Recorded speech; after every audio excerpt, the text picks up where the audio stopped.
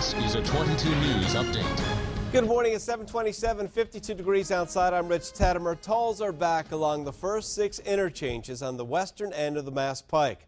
First 22 News Storm Team meteorologist Ashley Baylor has your forecast. Well, if you're heading out the door right now, you'll just want a light jacket. It's a fairly mild start to the day. We're at 51 degrees in the city of Springfield. It's 50 degrees in Northampton, 50 in Westfield. Our ESP Live Doppler radar, that is going to stay nice and quiet from start to finish today. Notice we're not tracking any showers anywhere across the Northeast, but we are waking up to a little bit of cloud cover right now.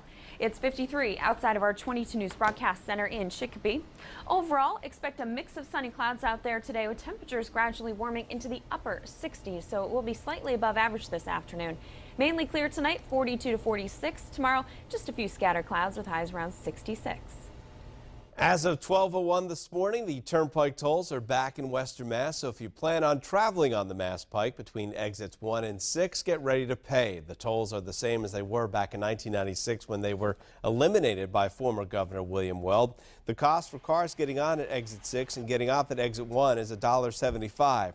Reinstating the tolls was included in the state transportation financing package approved earlier this year. The tolls are expected to generate about $12 million each year.